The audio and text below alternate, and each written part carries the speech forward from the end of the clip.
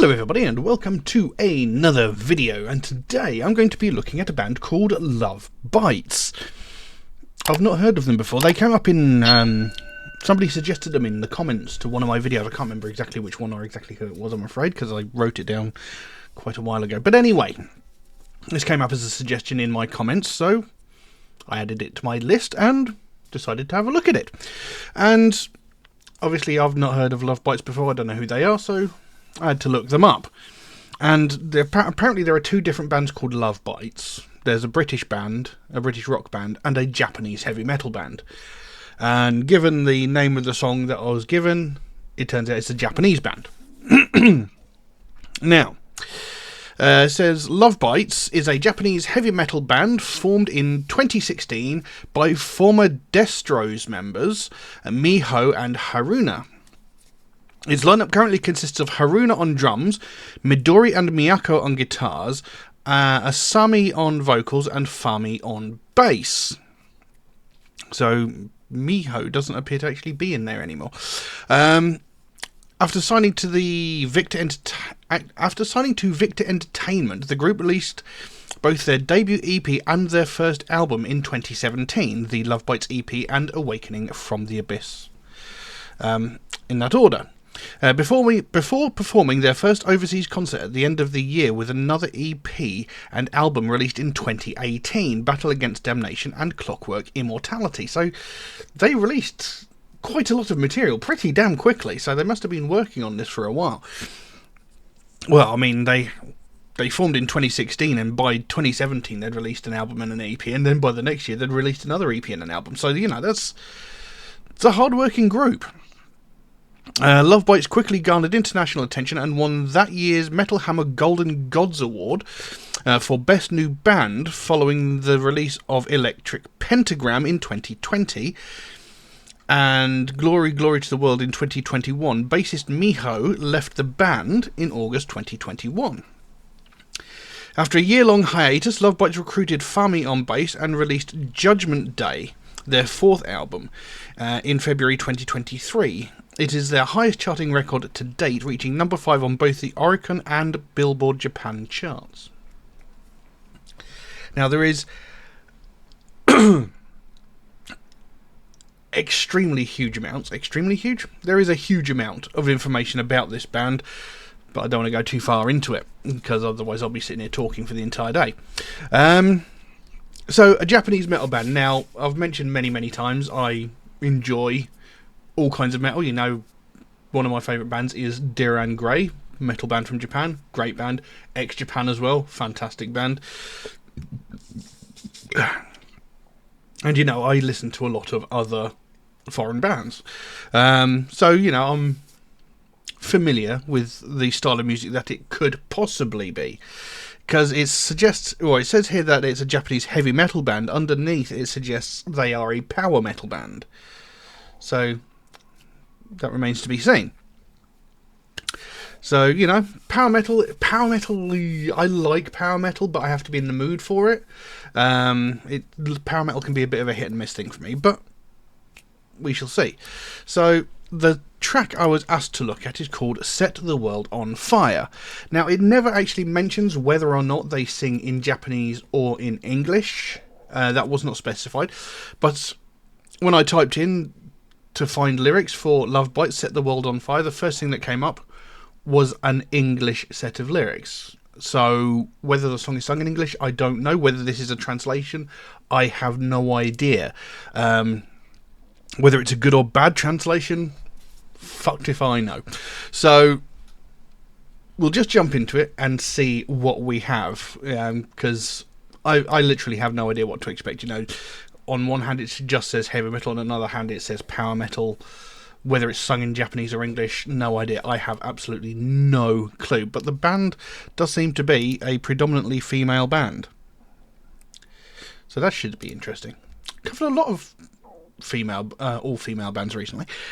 Nothing wrong with that, it's just an observation. Anyway, so yeah, we'll jump into this track, but before we do that, if you could just take a moment to like and subscribe if you haven't already, it would really mean a lot to me. You know, I've been doing this for about 6 years as it is, and at the moment, as it stands, not even 3% of people watching my videos are actually subscribed, and that's a little bit disheartening. So, you know, if you could like and subscribe, it would make a huge difference to me. It doesn't cost you anything, it just takes a fraction of a second, and would make the biggest difference to me and the channel. But anyway, let's jump into this and see what we have. So this is Set the World on Fire by Lovebites. Let's have a look. 世界に火をつけろ。Set the world on fire! 「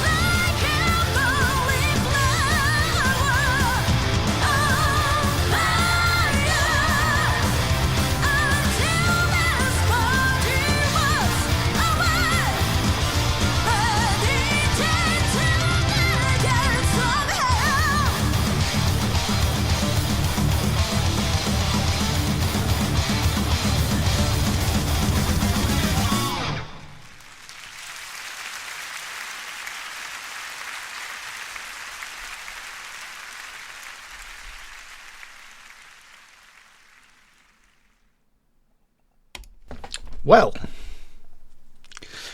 what can I say? Those girls go hard. Man, they really were going at it, weren't they? Jesus. That was incredibly impressive. And I mentioned this a couple of videos ago when I was looking at The Warning, I think it was, when they did a live show. I don't particularly look for live shows to watch, because a majority of the time, not always, a majority of the time, when you come across a live version of a song, there generally seems to be this feeling that there is something missing from it. Especially if you've heard like a studio version of a song, and then you hear a live version of the song. When you hear the live version, there generally tends to feel like there's something missing. You know, it tends to feel a little bit thinner, like there's not as much substance in the piece of music. And I can't explain it. It's completely inexplicable. That's not the word I was looking for. But anyway, you know what I mean. You know, more often than not, a live version of a song isn't as good as an album version of a track, unless you're actually at the show. Because experiencing it firsthand live, there's a whole other thing going on there. Excuse me. But when you watch like videos of live songs, generally it doesn't quite have the same impact as if you were listening to, say, a studio recorded version. But, you know, the last several weeks I have been proved hideously wrong in that sort of... I'm not going to call it an assumption, because it is an observation I have made myself. You know, I don't particularly enjoy watching live videos. I have been proved that there are exceptions to the rule, should I say. Like, when I checked out The Warning live, they were absolutely phenomenal live. You know, because the first time I checked out The Warning, I checked out a pre-recorded studio version of a track with a music video. And then the last couple of times I've checked them out, I've checked out live performances because I was told you should. And this track, I was just suggested Lovebites Set the World on Fire. I don't recall if they had actually specified to check out a live version. I don't even know if there is a pre-recorded album version video or anything. But this is the first one I came across, so I went for that one. And these girls, phenomenal. I mean, the singer, whose name escapes me, Asami, incredible. She has got an incredibly powerful voice, and there are points where she's actually singing quite fast, and to sing with speed and to keep that consistent level and power, you know, volume level and power in your voice and sing at speed is hard. And, you know, I'm assuming they were on stage for at least a minimum of 30 minutes, if not longer. You know, so I don't know where this song might have come in a set list, but to keep that sort of thing up for any length of time is impressive. It's very difficult to do, and I know from first-hand experience, you know, it is quite difficult to do, and it is bloody exhausting. You know, people seem to think that singers, like, have no problem, you know, they're just standing there sort of shouting into a microphone, but it is actually quite draining on the singer as well. I'm not saying that it's harder by any means of the imagination. I mean, the drummers, I have the biggest respect for them, because what they do is so physically demanding, it's unbelievable. And guitarists, you know, they're lugging around a fairly heavy piece of equipment. The singer does have it the easiest of the band, this is true, except for maybe a keyboard player. But you've also got to consider, when you're a singer, a majority of the time, you've got a lot of lights on you. And I don't know if anybody's been on a stage, but standing on a stage with a hell of a lot of spotlights shining on you, it gets fucking hot. And it's exhausting. Anyway, you know, I'm going off on a whole different tangent there. But anyway, very, very talented band. Very impressive vocal performance. And like it said in what I read, it does sort of have a more sort of power metal leaning to it, especially in the vocal area. I suppose musically as well, yes. You know, it's got that fast, rapid, almost thrash type guitaring and drumming going on it, but it's sort of more into the power metal side of things. But still fast, relentless, and damn impressive. And the thing is, they all made it look effortless. I mean, the girl on the drums, what was her name? Haruna, on the drums. She's just sitting there in her little dress going, you know, not a care in the world, you know, and that's impressive. It's really impressive, especially when they shot to the shots of her feet going 10 to the bloody dozen, you know, and on top she's sort of going as if nothing's happening. It's quite impressive, you know, and the guitar work amazing. The two guitarists sharing solos, and then, you know, one doing one doing another, and then both having a sort of shared solo. Very impressive. I like it. Like I said, generally I have to be in the right sort of mood for power metal, and today seems to be a good day for that, because, you know, I'm very impressed by this. It sounded really, really good. It's not something I would listen to on a regular basis, but I would listen to it again, if you get my meaning. Now, the actual lyrics to the track, I don't know whether it's a part of a concept album. I don't know. Power metal bands tend to lean more into concept albums more than any other band. Well, Viking metal and power metal tend to lean more into the whole concept album than anybody else. I mean, black metal do it as well. You know, you got to think of lines along the lines of Cradle of Filth sort of thing. But that's generally the way it goes. So whether this is part of an overarching story concept album, I don't know. But I don't particularly want to use this phrase, but it's a phrase I'm going to go with.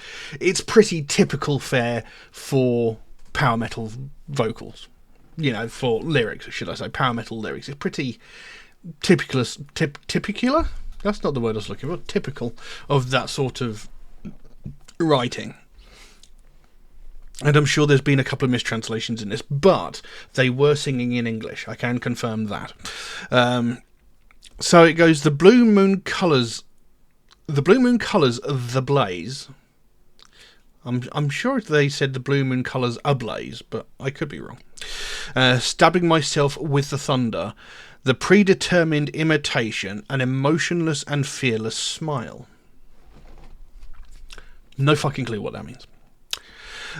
Flowing blood and crimson blade, devastated resolution. It says here haze is waving far away. I think that means heat haze is waving far away. Who's going to be sacrificed? So, is this perhaps like a prelude to a big battle? I don't know. Because, you know, stabbing myself with the thunder, I'm not entirely sure, but a predetermined imitation, an emotionless and fearless smile. You know, that could be like someone who's about ready to go into war, you know, sort of fearless, emotionless, but, you know, there's that sort of smile on their face going, right, we're going into battle, we're going to fight, and there's a certain, maybe, joy coming from that. I don't know. The flowing blood and crimson blade, devastated resolution. So again, that leans more to a big sort of battle here, you know, flowing blood across the battlefield, crimson blade from said battle, devastating resolution, you know, like the physical human toll that it's taken, you know, all the bodies laying about. Heat haze is waving far away. Who is going to be sacrificed? So the heat haze, that's probably just sort of like a sort of allusion to the time of day. You know, it could be like high noon, as it were, you know, and you can see the heat of the day sort of in the distance. Who's going to be sacrificed? So it's like, who's going to come out of this? The victor, possibly. I might be way off. Don't know. Then it goes into the chorus, on fire, just like a falling flower. I can't say many falling flowers are generally on fire, but maybe it's talking about, you know, something that's dying but graceful, possibly. On fire until this body rots away, burning down to the gates of hell. Again, on fire, could that mean just like overflowing with rage and determination to win in said battle? Possibly. Or it could be, I'm going to, as the title of the song suggests, set this world on fire. I'm going to set this world ablaze. I'm going to destroy all around me. Or do they mean set the world afire as in I'm going to do something spectacular and I'm going to be forever remembered for this? Burning down to the gates of hell. So obviously they're pretty certain they're going to be going to hell because of all the lives that they've taken, maybe. Anyway. Distorted madness is sneering, incompetent, cowardly fools. A pitiful and painless punishment. It's you who will be sacrificed. So, I've got something in my bloody eye. So, distorted madness is sneering. I mean, nothing sane comes from battles, does it? Incompetent, cowardly fools. He could be talking about either the opposing side. That's how that's how they see them. The opposing side are incompetent, cowardly fools, and we're going to dominate them. Or it could be the leaders who are the incompetent, cowardly fools, because, as is still a thing today, the leaders of the world are more than happy to hide behind the bodies of all the people they sent to sacrifice for their own personal gain. A pitiful and painful punishment. That is a hell of a sentence to say. Pitiful and painful punishment. Again, no good comes from war. There is no purpose to it, because wars are always started by someone who wants something from someone else. If you were just contented with what you had, and if you weren't so goddamn fucking greedy, there wouldn't be any need for war. Painful and pitiful punishment, as is war. It's you who will be sacrificed. Again, talking to the other side, almost like a war cry. It's you that's going to be sacrificed. You're the one who's going to fall. You're the one who's going to fail. So you're going to die on this field, essentially. Then back into the chorus, although it is slightly different. On fire, dressed in an armour of steel. On fire, if I'm burned again and again, I'll rise up from the gates of hell. So there is a variation in that chorus there. So dressed in an armour of steel, I'm battle ready, I'm ready to go. If I'm burned again and again, I will rise. So if I fail, I'm going to come back, and I'm going to keep bloody going until I'm victorious, possibly. Even the gates of hell won't keep me away. There's that determination, that on fire sort of suggestion, setting the world on fire, doing something amazing that they will forever be remembered for. Or alternatively, I'm going to scourge the earth, I'm going to destroy everything around me. It could be either way, I don't know. Then it goes back to the opening verses. The blue moon colours ablaze, stabbing myself with the thunder, the predetermined imitation, and emotionless and fearless smile. Flowing blood and crimson blade, devastated resolution.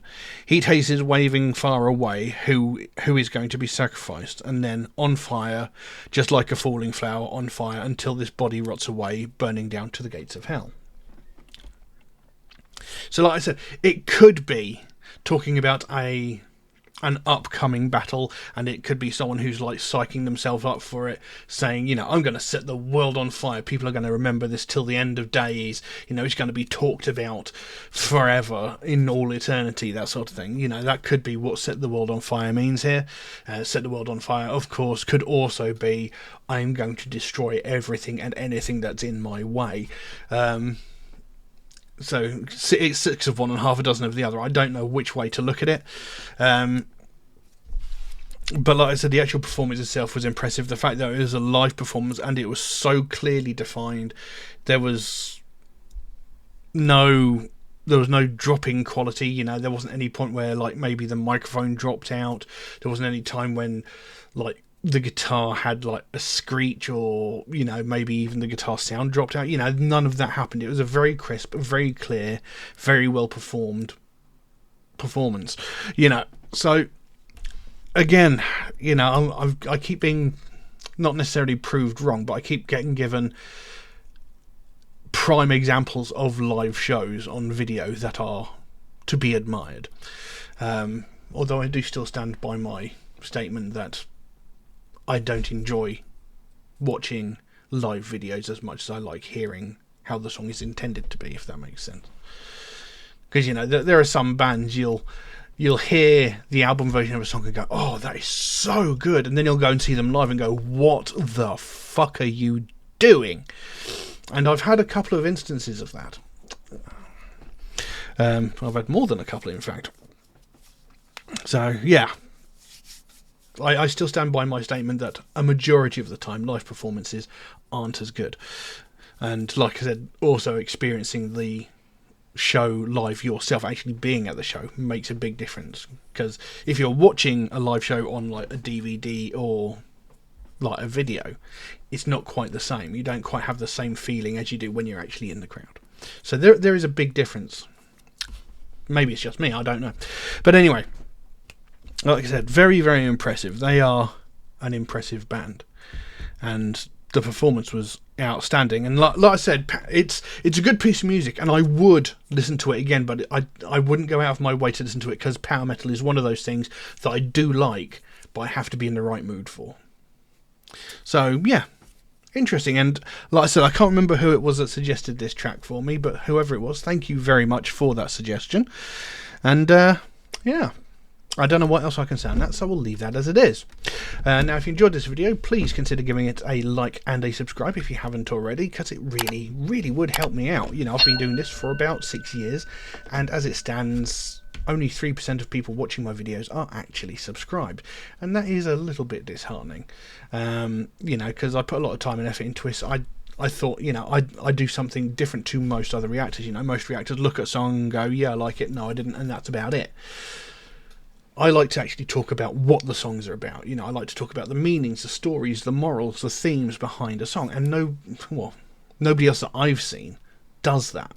You know, occasionally it might happen, and I know Elizabeth on Charismatic Voice, she does occasionally talk about what the song's about, but it's something I like to do because metal is so misunderstood. You know, a lot of people are under the misconception that heavy metal is evil, it's cruel, it's all about violence and sacrifice and murder, and that's simply not the truth.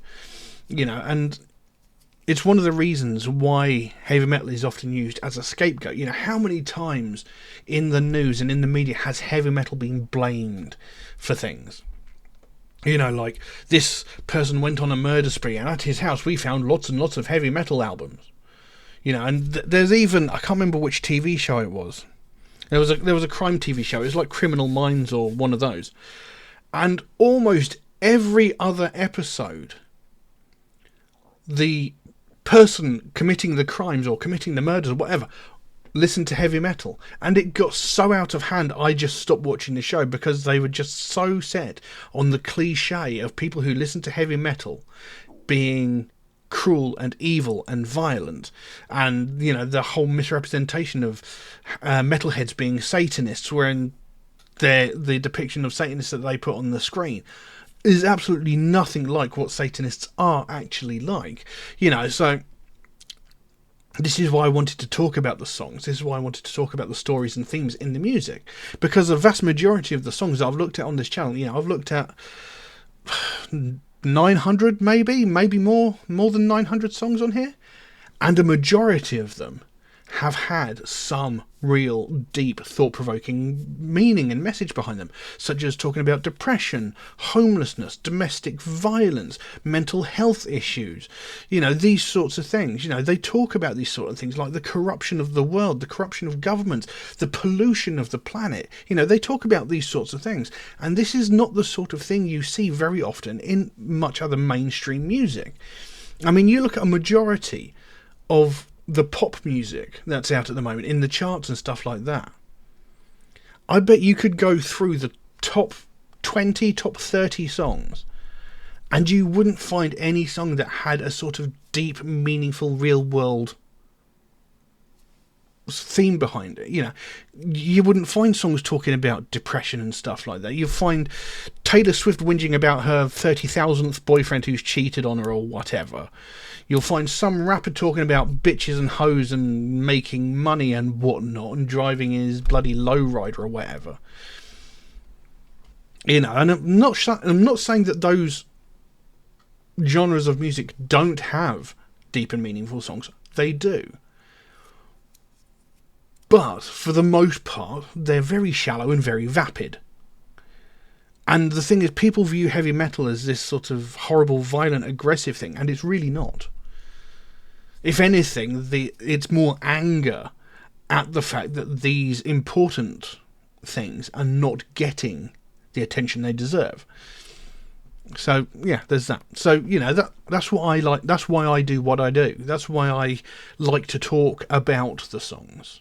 That's why I like to explore the themes and meanings, so that maybe people who don't understand what heavy metal is about can understand.